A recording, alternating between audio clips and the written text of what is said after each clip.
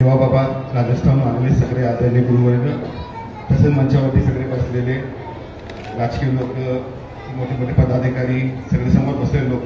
मी राजकीय माणूस नाही आहे, मला काही एवढं भाषण जमत नाही.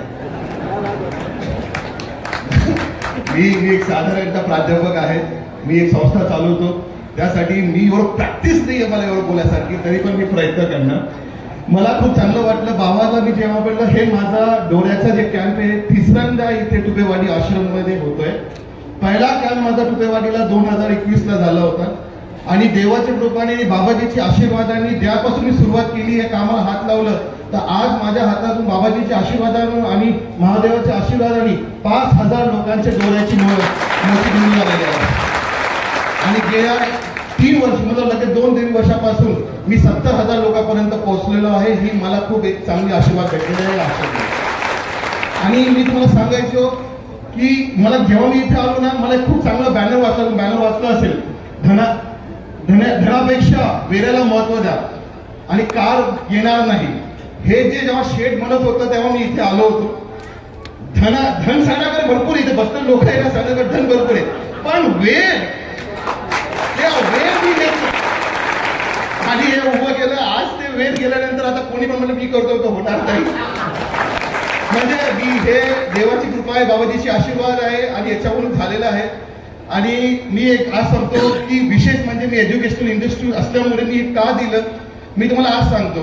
आज सगळेजण आहे, मी नाव नाही घेणार, सगळेजण बसलेले सगळे.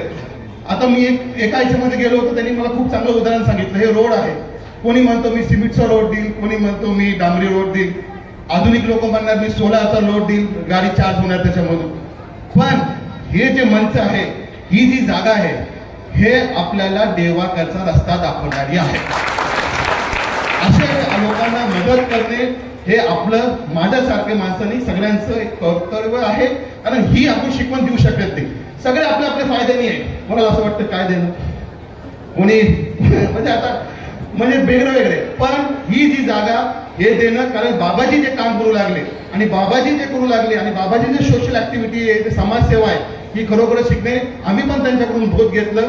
शिवाजी छत्रपती महाराजची आम्ही स्थापना केली कॉलेजमध्ये आणि तेव्हा आम्हाला हे समजलं की फक्त कुठले होणार नाही, मोठे मोठे लोकांचे त्यांची दररोज आराधना करायला लागेल, पूजा पाठ करायला लागेल. आणि ही शिकवण आम्ही बाबाजीची करून घेतली आणि आज आम्ही दररोज प्रत्येक डिपार्टमेंटचे लोक तिथे शिवाजी महाराजची पूजा आणि आचरा करतात आणि हे आम्ही शिकून गेलो या आश्रमात. बस मी जास्त सांगणार नाही बाबा, जे आहे मन बोगरपणा फुला बोलतो, पटलं राग काही फरक पडत नाही. बस एवढंच सांगतो आणि सगळेजण जय हिंद, जय महाराष्ट्र. थँक्यू. यानंतर आदरणीय भानुदास नाना घुगे.